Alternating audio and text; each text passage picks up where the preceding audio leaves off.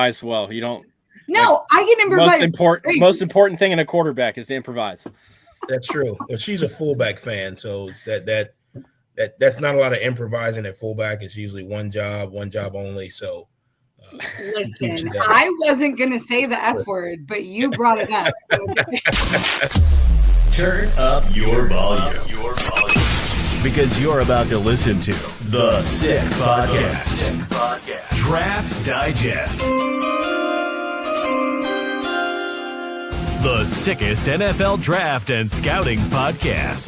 It's gonna be sick.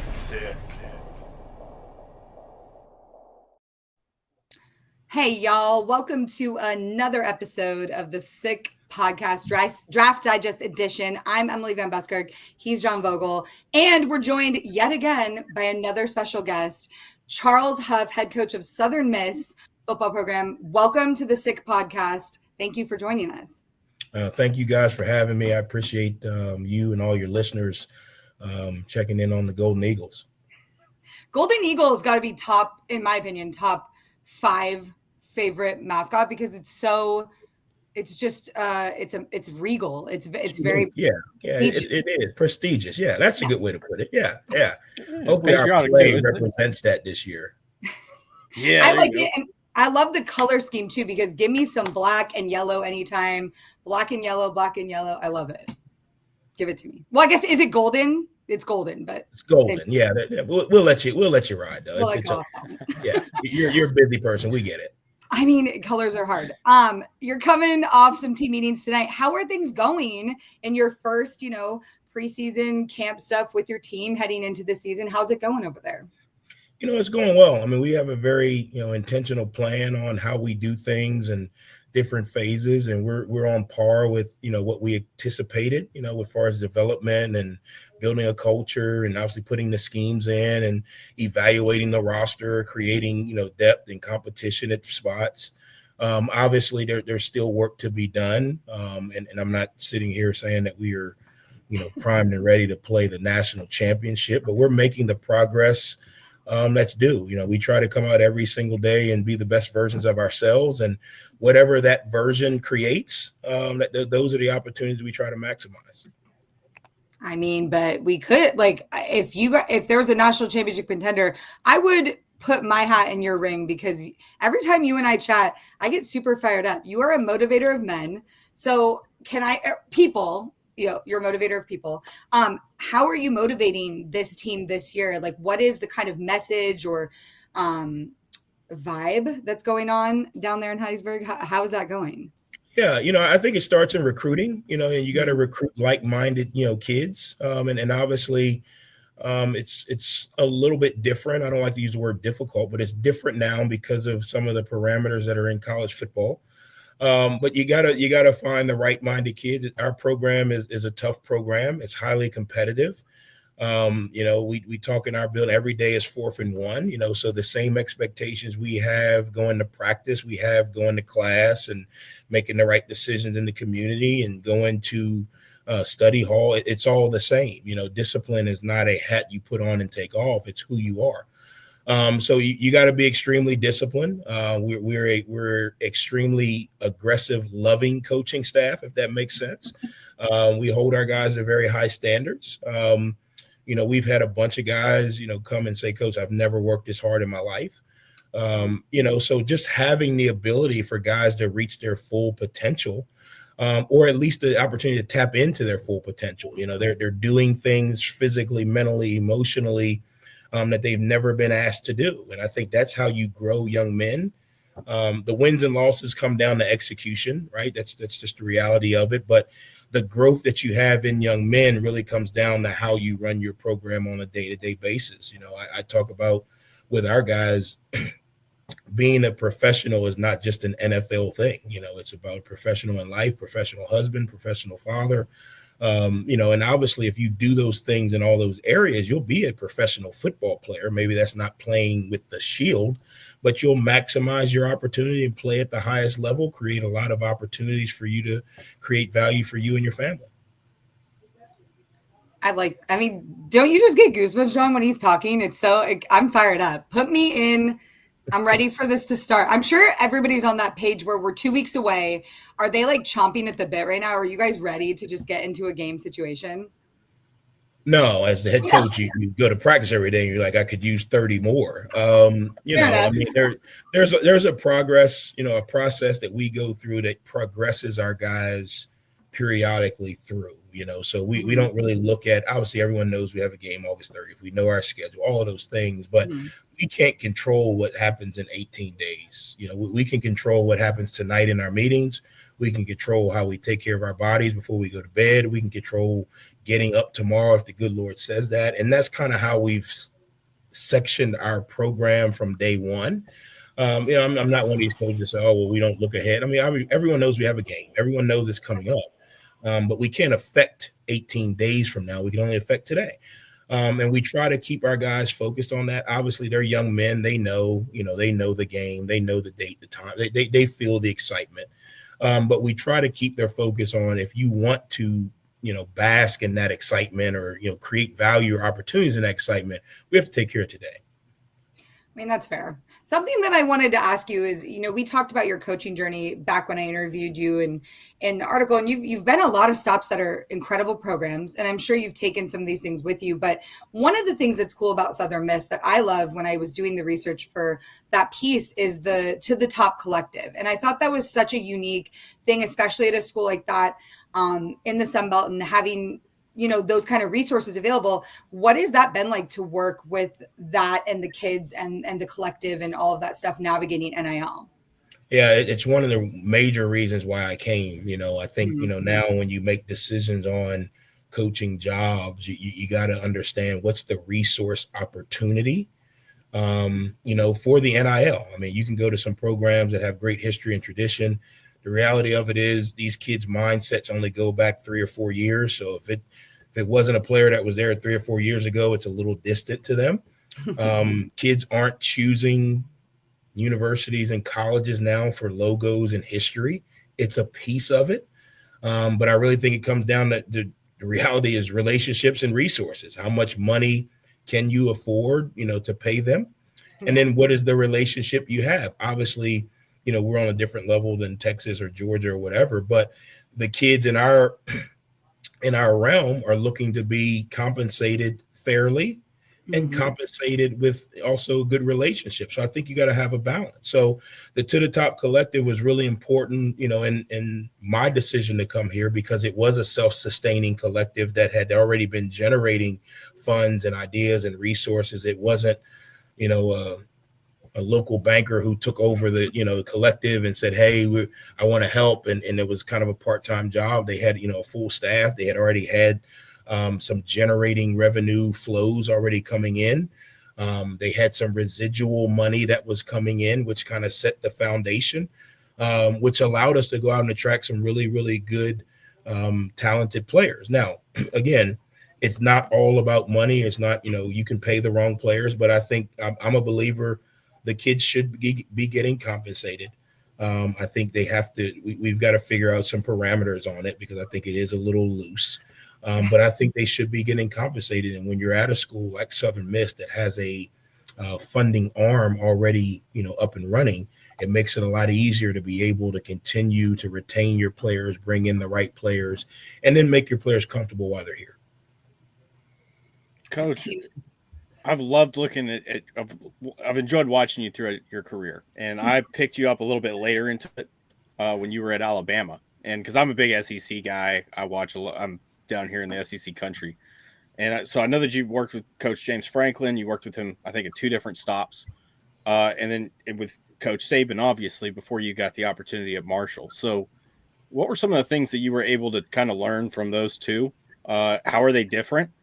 And how, I think they're pretty polar opposite type people, but how so are they different, but in the same way similar to team building and the whole idea of building a culture? Yeah. Obviously Coach Franklin is phenomenal in the details of recruiting and roster building. And I learned a lot of my recruiting kind of consistency from him.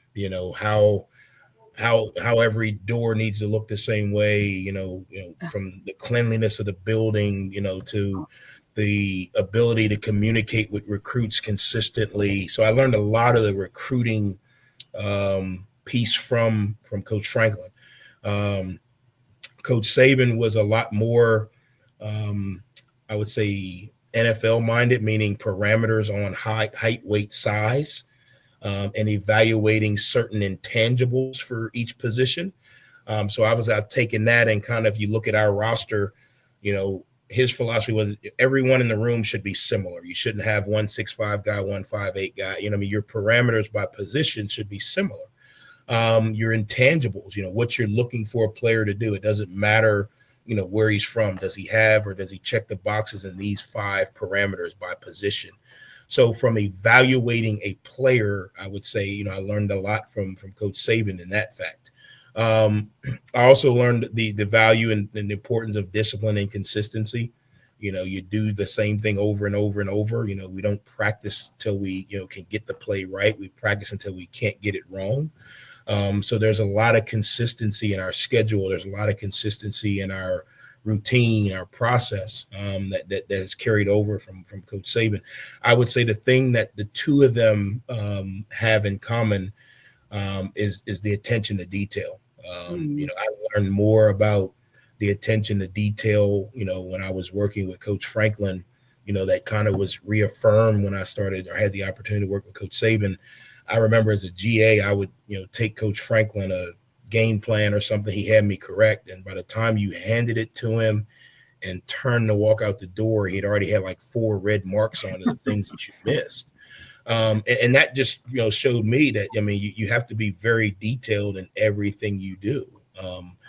I remember sitting up as a GA with Coach Franklin, and we're going over the wristband the night before the game because you got, 125 plays on it, right and left.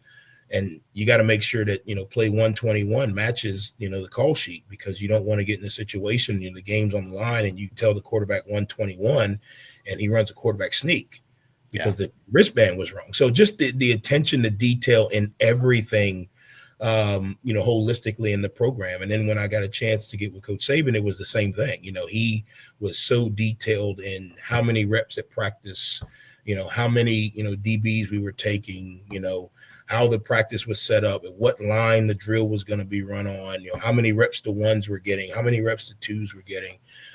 So again, I've learned that between the two of them, the discipline and the consistency in your detail is ultimately the making of champions. The next question I have for you is in regards to moving from an assistant coach to a head coach, getting your first opportunity there. What was the biggest difference for you in terms of your job? You go from, you may be I know you were an assistant head coach at Alabama, but you have, a group of players that you're responsible for. Now you're responsible for the whole team. So what was the biggest adjustment that you kind of had to make as a coach? Yeah, the biggest adjustment is probably just the time on football. I got a chance because I worked for Coach Saban, and he still coached the players, even though he was the head coach. He still was very involved in the X's and O's, on top of all of the CEO type things that you have to do to run a program. But that's probably the biggest difference. And obviously on a lower level, there's more, CEO type things that you have to do. I try to pride myself on still being involved in the X's and O's, not necessarily calling plays, but being able to, help a player with a technique or tell a player, about vision or footwork or whatever it is. One, so that I don't become just the CEO or the general manager or the president of the, team. I'm still a coach, and they can ask me football questions and ask me life questions, culture questions, those type of things. But I would say, especially on the lower level, just because the limited amount of people, there's more administrative things that you have to do as a head coach, that you didn't have to do as a position coach. Well, Emily's wearing her 75 hat, so I got to ask, do you believe in ghosts, Coach? Great question. I don't believe in ghosts. I'm a Christian, to the core. So I believe that the good Lord has a host of angels that's watching over the Golden Eagles, and taking care of my family and all the families that are here. So I truly believe that.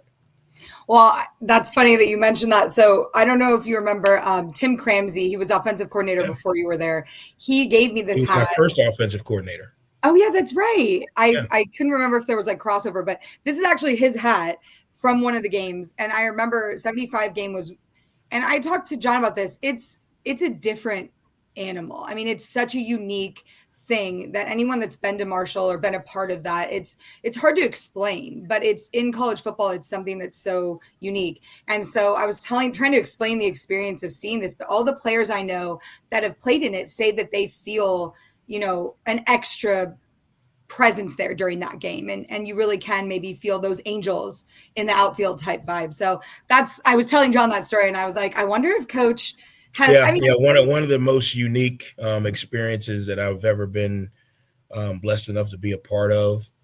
And it is a special story. And the reality or the realness that's still there in that town makes you very humble and grateful to be a part of such a great story that no one else in college football has. Yeah. Obviously the people there, phenomenal group of people, but that weekend really brings that entire community together. And it's something that community is able to hold on to and also connect with the world now because of the movie. Yeah. So for one weekend out of the year, I was blessed to be a part of 4 of them, but for one weekend out of the year, Marshall gets a chance to connect with the entire, college football landscape or college football world and be recognized. Obviously playing on the field is phenomenal, but be recognized for such resiliency, recognized for such, determination, so much grit that a lot of, people really respect and are appreciative of. It is an incredible thing. And it's in my top 5 college football things to experience if you can. And yes, you're fortunate to have done it, but you talk about grit, you talk about toughness. You and I spoke about that being something that you're trying to recruit there at Southern Miss, that those are the kind of guys you're looking for. And that, this year and beyond, you're looking to be a tough and disciplined team. I guess my question is, would you say that that's still true since we talked about it in February? And also, have any guys emerged as leaders in the locker room with those mentalities in mind? Yeah, that's always going to be the core of who I am. I don't think you can change that. You guys talked about Coach Franklin and Coach Saban. I work for PJ Fleck, and the one thing I learned, from him is be who you are, because that's who you can be every day. And that's who I am. I'm not the smartest, the wisest, any of those things, but I do believe in discipline, not only in football, but in life. And I believe in toughness. This world, gives to those who are tough. And that's not just, can I run through a wall, but mentally, do I have the toughness to come out every single day and try to be the best version of myself? So yes, that is, that will always be us.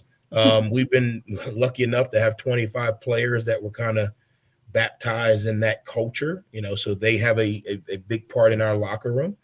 And actually there's a lot of players that were here that are still here. Chris Jones is a linebacker that were here. And it was almost kind of like a missing void, that was in him. He was looking for something, didn't exactly know what it was. But when we got here and we talked about toughness and discipline and being able to use those skills, not only in football, but in life, it kind of lit a fire under him, and has given him, that voided feeling of, what was it that I was missing, in my quest to be a very good football player and phenomenal person. So I think it's contagious. And I think that's a big piece of making sure that you are recruiting like-minded players that fit your culture. You can get talent anywhere. But if the kids aren't willing to work hard, you're not going to maximize their talent. So I think that goes back to who you recruit. And sometimes you got to be very diligent in your process of recruiting. It's not just, hey, we got $10. Do you want to come? You gotta get to know the kids, and it's become a little tougher because things happen so fast. So I think you got to be very direct. You got to ask real honest questions. Do you love football? Do you mind working hard? Do you want to be coached hard? We try to take an approach of recruiting guys we have some type of relationship with.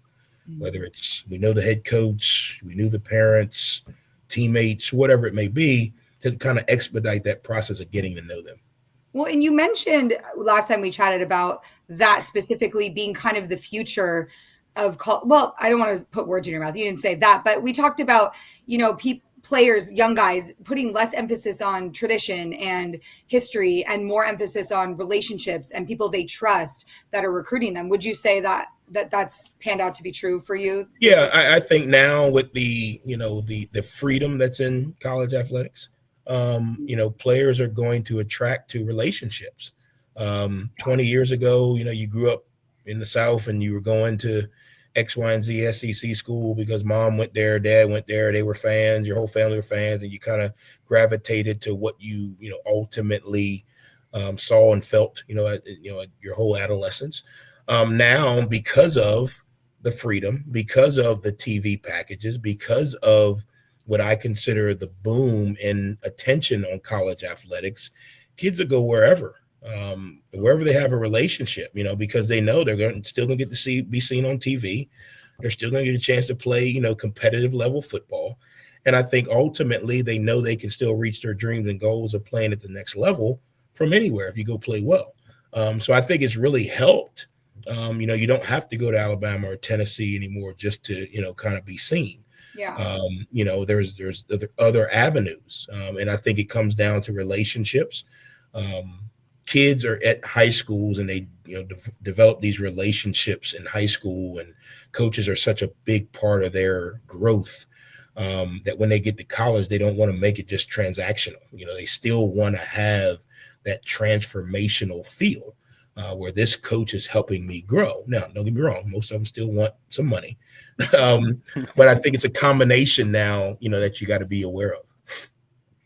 Yeah. Coach, there's every year I put out an all underrated team. Then it's usually players that are not that I like as professional prospects that aren't getting the attention in media, and guys that I just liked or saw someplace and really wanted to spotlight going into a season. And I picked one of the 25 that you mentioned that were baptized in your previous culture, with the slot receiver that you guys brought in, Elijah Metcalf. And so I wanted to ask how did you guys kind of find him? I know he was playing at MTSU, and that's where I saw him a couple of years ago against Colorado State. He had a great game that day. And what is it that kind of fits into the way that you guys are hoping to use him and into the way that you guys play football? Yeah, obviously the last place we made the switch to the air raid offense, so we were looking for some dynamic receivers, and obviously he was in the portal. Got a chance to meet him and his family. You talk about dynamic at a very high level consistently. I mean, he's been that since he's been playing. Yeah. At his size and his speed and his quickness, it's not something that you can find everywhere. It's very unique. I agree with you. He's probably one of those under the radar NFL, possibility options, because he does have such a unique skill. He does have elite quickness. He does understand the game. He is tough. He can catch the ball. He can run the routes. He can do all the things. But again, over time, building that relationship with him and his father and then the rest of his family, and getting him to understand that not only was he coming to be a featured piece of the offense, he was coming to an environment that was going to help him develop holistically. He came, he fell in love with, he had a lot of options, and we didn't win the money battle. We won the relationship battle. And over the course of the season, we, strengthened that. And then, obviously he got injured last year, but, he's back now fully healthy, looks like his old self. I expect him to have a huge year. Schematically, we're very similar. Obviously different terminology, but what we're going to be asking him to do, I think he's still going to be able to show his electricity. I think he's still going to be able to show his toughness, his speed, quickness. Obviously, every NFL team's not going to have 10 guys his size, but I do think he fits in that elite player category. And I think he's going to have a chance to play at the next level. I think he's going to have a really good season. I couldn't agree with you more, Coach. And, you talk about the electric ability that he has. You see that flash consistently on tape, especially just, run after the catch, I think, is king at this point at that position. And that's one of those things that he can do. He's going to bring the special teams value immediately as well. And he just looks like one of those guys. Every year when I go to games, I see certain guys, LeJontay Wester a couple of years ago when he was still at Florida Atlantic. Tajon Palmer, I'm sitting there watching him going, this guy looks like he could be draftable, and nobody else has said a word. I'm kind of scared to say something, and he goes 6th round. He looks Trust like your eyes, man. Trust your eyes. Exactly. He looks like eyes. one of those guys that's going to absolutely shock people when he comes. Yeah, we expect big things from him, obviously, and then obviously you guys don't get to see off the field his leadership, his character, the maturity that he has. That's the difference that separates those guys that that make it and don't. Who are they, right? What's their character? And not a play on words, but I mean he's golden character. I mean it's unbelievable. One of our leaders, has the ability to rationally think. When there's guys who are being irrational, he has the ability to rationally think, communicate, understands the X's and O's of the game, offense and defense wise. Knows what we're trying to do. It's going to be a fun year for him. Well, wide receivers are cool. Okay. Quarterbacks are fine, whatever. But we all know that the running back room helps make those things possible by providing support, running the damn ball. I'm very interested in this veteran kind of group you have, this trio, Pittman, Briggs, Jones. What have you seen from these running backs? And these are tough guys. These are grind guys. So are you excited about that compliment for your wide receiver quarterback situation? Yeah, I think, as long as the game is played, you got to be able to run the ball effectively. And that may be 10 times, that may be 30 times. Obviously, effectively is a term that will, determined by game. And I think, again, you got to have a few guys. You can't do it with one or two. And all three of those guys have very different, unique skills. Pittman is probably more of the every down, can do it all back. Matt Jones is more of a power back downhill, which has a little bit of speed. And then Briggs kind of rotates in as the scat back. He has the ability to catch the ball out of the backfield. What it does is, obviously, as you know, as a running back, the least amount of plays you can play and be effective, the longer you can play in a season. So if you're able to rotate, 3 guys and all of them be effective, one, they all stay happy because they all got their share of the pie. But it also, you don't run into, the back end of the season where a guy is a little banged up or a guy has taken a lot of hits. And that room continues to be the engine that kind of drives the offense. It's a lot easier to play 2nd and 6 than it is 1st and 15. So you got to be able to do that effectively, and you can't do it the same way every week, all game. So having 3 different types of guys will allow us to be flexible. It's going to allow some variety.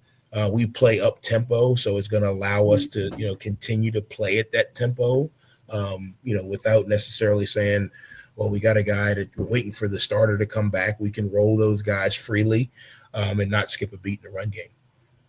Love it. I can't wait. All right, John, I'm going to get you your last question in because I'm going to finish out with my question. No, but I'm good, Coach. You're good?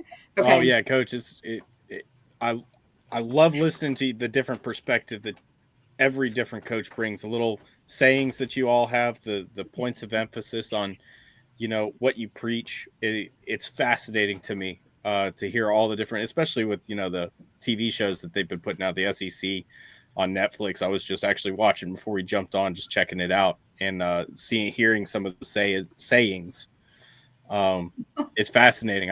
I appreciate you taking the time out of your busy schedule to come on here and share some of this knowledge with us. I appreciate you guys. Anytime I can help promote our program, promote our guys, I'm all for it. I'm excited. This is going to be a fun year for the Golden Eagles. Okay, I'm not going to finish with the fullback question because we already talked about how we don't talk about fullbacks with Coach Huff. It's a non-starter. He has a history. We're not going to get into it. Read my article if you want to know the backstory. It's on Sports Illustrated. It's a good story, but we don't talk about fullbacks. They're the F word. But I will say this, where I live here in Pebble Beach, it is Car Week. It's something that happens every year. It's the biggest car show in the world. So I wanted to ask you 2-parter about cars. What was your first car that you drove? '87 Honda Civic, 2-door, and I put the 10 on myself, so it was all bubbled up in the back. Self tint. I love it. Okay. Okay. So that was your first car. What is your favorite car or like your dream car?